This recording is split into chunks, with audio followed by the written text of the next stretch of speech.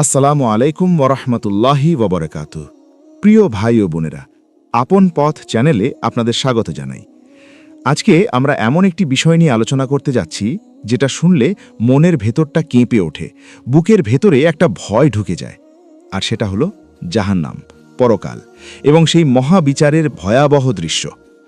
আমরা সবাই জানি এই দুনিয়া একটা পরীক্ষার জায়গা, কিন্তু আমরা অনেক সময় ভুলে যাই যে এই পরীক্ষার ফলাফল একদিন না একদিন আসবেই।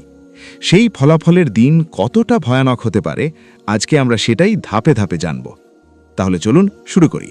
ভাই ও বোনেরা, আমরা এই দুনিয়ায় যে আগুন দেখি, রান্নার গ্যাসের আগুন, কাঠের আগুন কিংবা দাবানলের আগুন, সেগুলো দেখলেই আমরা ভয় পাই। সেই আগুনের কাছে গেলে ত্বক পুড়ে যায়, হাত সরিয়ে নিতে হয়। এখন একটু ভাবুন, আমাদের নবী মুহাম্মদ সাল্লাল্লাহু আলাইহি ওয়াসাল্লাম বলেছেন যে তোমাদের এই দুনিয়ার আগুন জাহান্নামের আগুনের তুলনায় মাত্র একটি অংশ। জাহান্নামের আগুন এই দুনিয়ার আগুনের চেয়ে ৭০ গুণ বেশি উত্তপ্ত। একটু মাথায় রাখুন, দুনিয়ার আগুন যদি ১ হয় তাহলে জাহান্নামের আগুন হলো ৭০। এই হিসেবটা বোঝার চেষ্টা করুন। শুধু আগুনই নয়, জাহান্নামে রয়েছে জামহারির নামক এক প্রচণ্ড ঠান্ডা জায়গা। এটি এমন এক ঠান্ডা যার কারণে মানুষের শরীর থেকে মাংস খুলে পড়ে যাবে। এই পরকালের আযাব, জাহান্নামের শাস্তি কোনো সামান্য বিষয় নয়।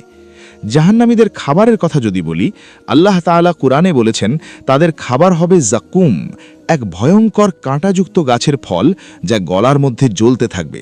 আর পানীয়, ফুটন্ত পানি, রক্ত আর পুঁজ। আমাদের এই চ্যানেল আপন পথে আমরা সবসময় সত্য কথাটাই বলার চেষ্টা করি, তা যতই কঠিন হোক, কারণ এই সত্য কথাগুলোই আমাদের জীবনকে বদলাতে পারে। এখন আমরা এগিয়ে যাব সেই মহাদিনের দিকে।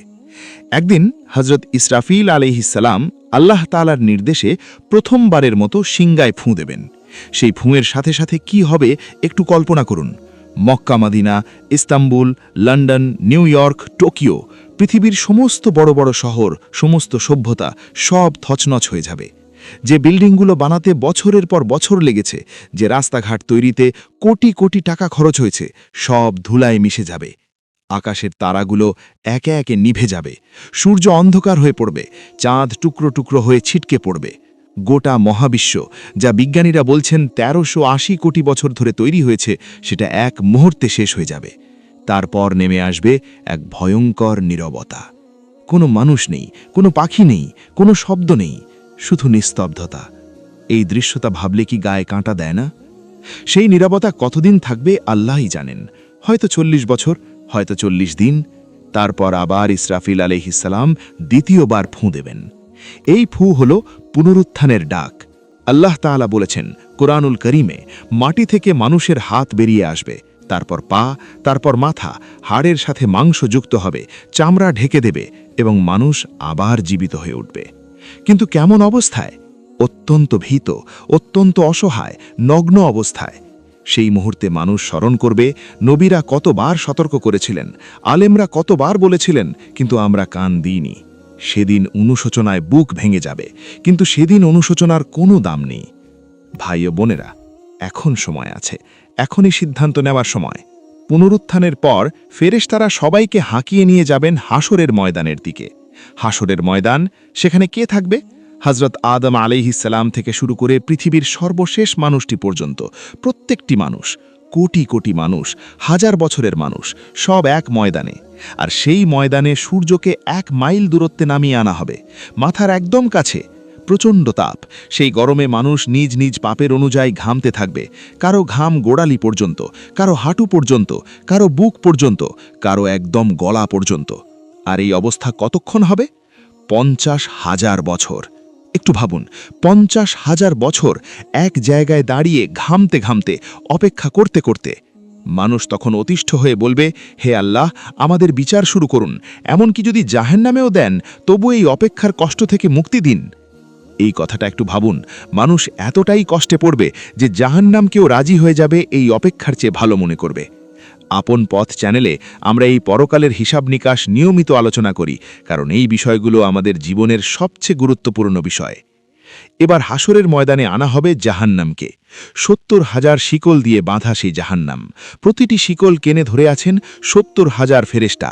কল্পনা করুন, ৭০,০০০ শিকল, প্রতিটিতে ৭০,০০০ ফেরেশতা। তাহলে মোট ফেরেশতার সংখ্যা কত? 4,90,00,000 এতজন ফেরেশতা লাগছে শুধু জাহান্নামকে টেনে ধরে রাখতে। জাহান্নাম আসার সময় প্রচণ্ড গর্জন করতে করতে আসবে। সেখান থেকে একটা বিশাল আগুনের পাহাড় তেড়ে আসবে হাসরের মানুষদের দিকে। সেই মুহূর্তে একটা অবিশ্বাস্য জিনিস ঘটবে। হযরতে জিবরাইল আলাইহিস সালাম একটি পাত্র নিয়ে আসবেন। সেই পাত্রের পানি দিয়ে সেই আগুনকে নিভিয়ে দেবেন। তখন জানা যাবে সেই পাত্রের পানি কি ছিল। সেটা ছিল এই দুনিয়াতে যে মুমিন বান্দারা আল্লাহর ভয় কেঁদেছে তাদের চোখের পানি। ভাই ও বোনেরা, রাতের বেলা একা একা যখন নামাজে দাঁড়িয়ে চোখে পানি আসে, যখন কুরআন পড়তে গিয়ে বুক ভেঙে যায়, যখন আল্লাহর সামনে কান্নায় মাটি ভিজিয়ে দোয়া করেন, সেই প্রতিটি অশ্রুবিন্দু আল্লাহর কাছে কতটা মূল্যবান। সেই পানি আল্লাহ সংরক্ষণ করেন এবং কিয়ামতের দিন সেই পানি একটা বিশাল উপকারে আসবে। তাই কাঁদুন, আল্লাহর ভয় কাঁদুন, এই কান্না কখনো বৃথা যাবে না। ভাই ও বোনেরা, আজকে আমরা জানলাম জাহান্নামের আগুনের ভয়াবহতা, প্রথম সিঙ্গার ফুঁয়ে মহাপ্রলয়, দ্বিতীয় সিঙ্গার ফুঁয়ে পুনরুত্থান, হাসরের ময়দানের কষ্ট এবং চোখের পানির অসাধারণ মর্যাদার কথা।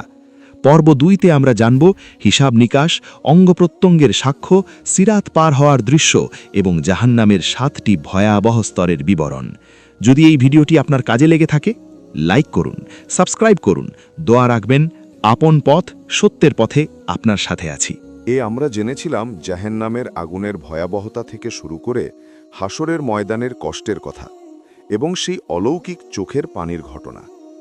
আজ পর্ব 2তে আমরা জানব বিচার শুরু হলে কি হবে, হাত পা চোখ কিভাবে সাক্ষ্য দেবে, সিরাতের উপর দিয়ে পার হওয়ার ভয়াবহ দৃশ্য এবং জাহান্নামের 7টি স্তরের বিস্তারিত বর্ণনা। একদম মনোযোগ দিয়ে দেখুন, কারণ এই তথ্যগুলো আপনার জীবন বদলে দিতে পারে। হাসরের ময়দানে বিচার শুরু হবে। প্রত্যেক মানুষের হাতে দেওয়া হবে তাদের আমলনামা, সারা জীবনের সব কাজের হিসেব লেখা একটি কিতাব। মুমিন বান্দারা পাবেন ডান হাতে, আর যারা পাপী, যারা জালেম, তারা পাবে বাম হাতে। ডান হাতে আমলনামা পেয়ে মুমিনরাও আনন্দে চিৎকার করবে। তারা সবাইকে দেখাতে থাকবে, দেখো দেখো আমার আমলনামা পড়ো। আর বাম হাতে পাওয়া মানুষগুলো তারা বলবে, হায়, যদি আমার আমলনামা না দেওয়া হতো, যদি আমি না জানতাম। এখন একটা চমকপ্রদ জিনিস হবে। অনেকে সেদিন অস্বীকার করার চেষ্টা করবে, না, আমি এই কাজ করিনি, আমি এই পাপ করিনি। তখন আল্লাহ তাআলা তাদের মুখে সিল মেরে দেবেন এবং তখন কথা বলবে তাদের নিজেদের হাত, তাদের পা, তাদের চোখ, তাদের কান, এমনকি যাদের চামড়া পর্যন্ত। সূরা ইয়াসিনে আল্লাহ বলেছেন, সেদিন তাদের হাত কথা বলবে, পা সাক্ষ্য দেবে। একটু ভাবুন, আপনার নিজের শরীরের অঙ্গপ্রত্যঙ্গ আপনার বিরুদ্ধে সাক্ষ্য দিচ্ছে। কারণ সেই চোখ দিয়ে হারাম দেখেছেন, সেই হাত দিয়ে অন্যায় করেছেন, সেই পা দিয়ে পাপের পথে হেঁটেছেন। কোনো লুকানোর জায়গা নেই, কোনো মিথ্যে বলার সুযোগ নেই। সব কিছু, একদম সব কিছু সেদিন প্রকাশ হয়ে যাবে। এই পরকালের হিসাব নিকাশের বিষয়টি নিয়ে আপন পথ চ্যানেলে আমরা বিস্তারিত আলোচনা করেছি। চ্যানেলটি সাবস্ক্রাইব করে রাখুন, যাতে প্রতিটি ভিডিও মিস না হয়। এবার আসবে সেই মুহূর্ত যেটা নিয়ে আলেমরা বলেন এটাই হলো পরকালের সবচেয়ে কঠিন পরীক্ষা। জাহান্নামের উপর স্থাপন করা হবে সিরাত বা একটি পুল বা পথ। কিন্তু এটা কোনো সাধারণ পথ নয়।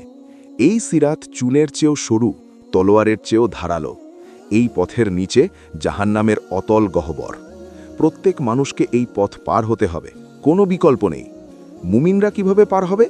তাদের সাথে থাকবে নূর, আলো। যতটুকু ঈমান ততটুকু নূর। যার ঈমান যত বেশি, তার নূর তত উজ্জ্বল। কেউ বিদ্যুতের মতো পার হবে, কেউ ঘোড়ার মতো, কেউ হেঁটে পার হবে। কিন্তু মুনাফেক ও কাফেররা, তাদের কোনো নূর নেই।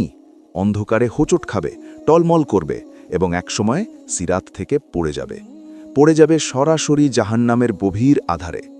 এই দৃশ্যটা কল্পনা করুন, একটা চুলের চেয়ে সরু পথ, নিচে আগুনের সমুদ্র, আর হাঁটতে হচ্ছে অন্ধকারে। এই পরিস্থিতি থেকে বাঁচার একটাই পথ, এই দুনিয়াতে ঈমান মজবুত করা, নামাজ পড়া, সৎ কাজ করা, আল্লাহর ভয়ে জীবন গড়া। এখন আমরা জানব জাহান্নামের 7টি স্তর সম্পর্কে। আল্লাহ তাআলা কোরআনে জাহান্নামের বিভিন্ন নাম ও স্তরের কথা উল্লেখ করেছেন। প্রতিটি স্তর একটু মনোযোগ দিয়ে শুনুন। 1. জাহান্নাম, গাফেল মুসলমানদের জন্য। যে মুসলমানরা ঈমান ছিল কিন্তু জীবনভর গাফেল ছিল, পাপ করেছে, তওবা করেনি, তারা এখানে আসবে, তবে এটা সাময়িক শাস্তি, পরে তাদের জান্নাতে নেওয়া হবে। 2. লাজা, যারা ইসলামকে উপহাস করেছিল। যারা ইসলামকে নিয়ে মজা করেছে, হাসি ঠাট্টা করেছে, আল্লাহর বিধানকে হেয় করেছে, তাদের জন্য এই স্তর। 3. সাকার, নামাজ না পড়া ও মিসকিনদের সাহায্য না করার পরিণতি। কোরআনে সূরা মুদ্দাসসিরে আল্লাহ জিজ্ঞেস করেছেন, তোমরা কিভাবে সাকারে পৌঁছলে? তারা বলবে, আমরা নামাজ পড়তাম না, গরিব মিসকিনদের খাওয়াতাম না। এই কথাটা ভাবুন, নামাজ ছেড়ে দেওয়া কতটা ভয়াবহ পরিণতি ডেকে আনতে পারে। 4. হুতামা, লোভী ও সম্পদ জমা করারদের জন্য। যারা সম্পদ জমিয়ে রেখেছে, জাকাত দেয়নি, গরিবের হক নষ্ট করেছে, তাদের সেই সম্পদ জাহান্নামের আগুনে গরম করে তাদের পিঠে, বুকে, কপালে সেঁকা দেওয়া হবে। আল্লাহ সূরা তওবা এটা বিস্তারিত বর্ণনা করেছেন। 5. জাহিম, অহংকারী ও জালেম শাসকদের জন্য। যারা পৃথিবীতে ক্ষমতার অহংকারে অন্যদের উপর জুলুম করেছে, নিজেকে বড় মনে করে আল্লাহর সামনে মাথা নত করেনি, তাদের জন্য জাহিম। অহংকার কতটা ভয়ঙ্কর, এটাই তার প্রমাণ। 6. সাইর, নবী রসুলদের বিরোধিতাকারীদের জন্য। যারা নবী রসুলদের সাথে শত্রুতা করেছে, তাদের বিরুদ্ধে যুদ্ধ করেছে, তাদের কষ্ট দিয়েছে, তারা সাইরে পড়বে। 7. হাবিয়া, মুনাফিকদের সবচেয়ে নিচের স্তর। জাহান্নামের সবচেয়ে নিচের সবচেয়ে ভয়াবহ স্তর হল হাবিয়া। এটা মুনাফিকদের জন্য। মুনাফিক মানে যারা বাইরে মুসলমান কিন্তু ভেতরে ঈমান নেই, যারা মানুষকে দেখিয়ে নামাজ পড়ে কিন্তু আল্লাহর ভয় মনে নেই, যারা কথায় দ্বীনের কথা বলে কিন্তু কাজে বিশ্বাসঘাতক। আল্লাহ কোরআনে বলেছেন, নিশ্চয়ই মুনাফিকরা জাহান্নামের সবচেয়ে নিচের স্তরে থাকবে। এই 7টি স্তরের কথা জেনে একটু নিজেকে প্রশ্ন করুন, আমি কোন পথে আছি? ভাই ও বোনেরা, এতক্ষণ যা শুনলেন, পড়লেন, হয়তো মনে অনেক ভয় হচ্ছে, হয়তো বুকটা ভারী হয়ে গেছে। এটা ভালো লক্ষণ, কারণ এই ভয়টাই আল্লাহর ভয়, আর এই ভয়ই মানুষকে সঠিক পথে রাখে। কিন্তু এখন একটা সুসংবাদও আছে। আল্লাহ তাআলা বলেছেন, তওবার দরজা এখনও খোলা আছে, মৃত্যু আসার আগ পর্যন্ত।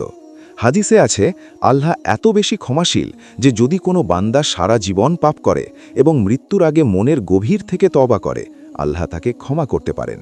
কিন্তু একটা শর্ত, সেই তওবা হতে হবে খাঁটি, মুখে মুখে নয়, বরং অন্তর থেকে। এখন কি করবেন? 1. যদি নামাজ ছেড়ে থাকেন, আজ থেকেই শুরু করুন। 5 ওয়াক্ত নামাজ, একটু কষ্ট হলেও। 2. জাকাত দেওয়ার সামর্থ্য থাকলে দিন, গরিবের হক পূরণ করুন। 3. অহংকার ছেড়ে দিন, মানুষের সাথে নম্র ব্যবহার করুন। 4. মুনাফিকি থেকে বেঁচে থাকুন, ভেতরে বাইরে এক হওয়ার চেষ্টা করুন। 5.